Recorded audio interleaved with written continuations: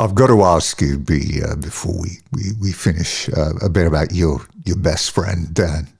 I mean, there are very few musicians that have had a friendship and a partnership for as long as you two did. And not many people may know that you met each other aged 5 on the first day of school when you're sat in the same desks next to each other.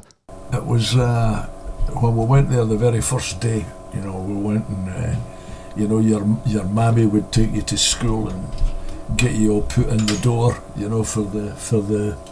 to get your first day there. And so I was all these double desks they had at the time. The kids these days won't remember.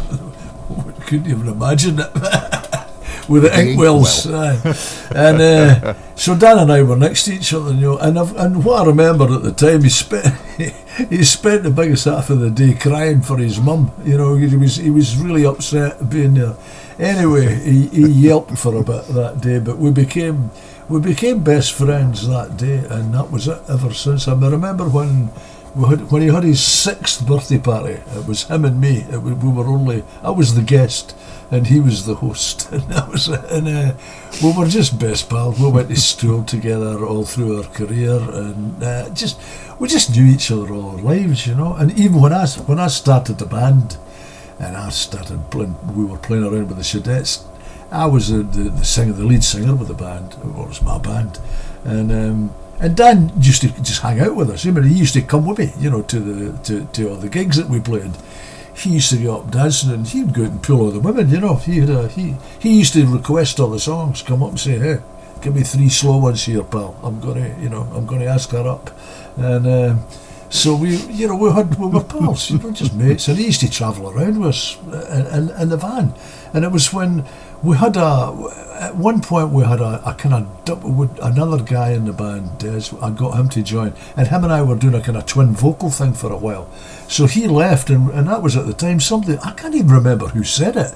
We were saying it would be nice to get somebody else singing, and somebody said, "What about Dan? He can sing. We've heard him singing in the van. He sings with us."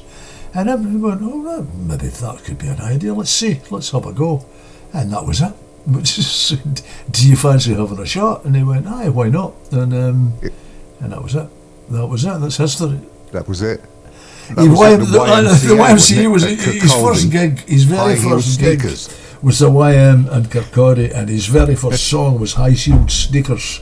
And it was so funny, actually, because the night before, when we asked him to join the band, what we did is that was a Saturday night we played it. The Friday night we went to the guitar player's house, just the guitar player and me, and I played guitar at that time as well, and we sat with Dan, and we got him to do like 6 songs, because I was still singing all the other songs with him, and we just need you to do half a dozen on your own, so and we run through them, but we run through them just acoustically, just sitting on the couch, so when he went up on the stage, he'd never actually stood in front of electric guitars and the drum kits and anything. He'd never done, and he was singing this thing live. But just think about this. This is a guy that just run about with you as a pal, and the next thing, he's up on the stage there in his yellow suit, and the very first song. And of course, when the band started, the intro to High Heel Sneakers, the dan come in, and Dan just froze. He just couldn't believe the noise at the back of him. And it took, about 4 beats before he started singing, "Put on your red dress, baby." It was very, very funny, when his first go. And then after that, he never looked back. It was, and he did a fine job for a long, long time. So tell me, you're 61 years into a career that began in the very early 60s. What's been the biggest source of satisfaction, your greatest moment?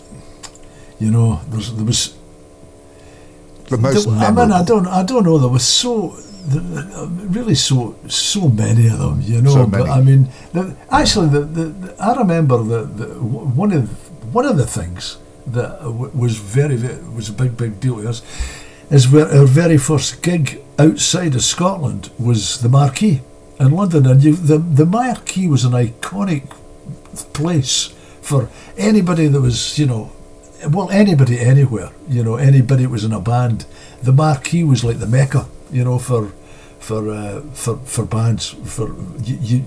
Everybody played there. The Who used to play there every week. The Stones played there, and that was when we had come down from the sticks to play in England. Our very first gig was the Marquee down there, and it was a great thrill just to step up on that stage that night, thinking like, hey, we've arrived, and we never even recorded a song by that at that point, So that was a big thing, but I don't know. There was so many things, Tim. Getting your first hit and getting this and getting that, and the first time playing in America. I mean, we played since that. We played the Superdome in New Orleans. When you think back to the Cannibal Ballroom, and then the same band was playing in the Superdome, it's a big jump. There was lots of great thrills in the career. Another one was. I suppose another big one for us is when the first time we played in Moscow, because nobody from Britain. I mean, we've toured Russia more than any Western band, and we've done more shows in Russia than any other band in the world that's not Russian, and probably more than most Russian bands. And that was a big thing, when we first went there, and it's actually quite funny, because we were talking about it the other day there.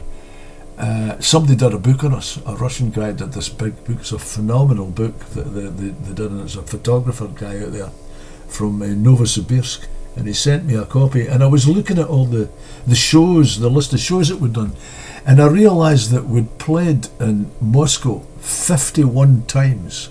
I've done 51 times in Moscow, and wow. I've never played 10 shows in Aberdeen. I've probably only played in Dundee maybe 8 times, but I've played Moscow 51 times. So it's a funny life, huh? Incredible.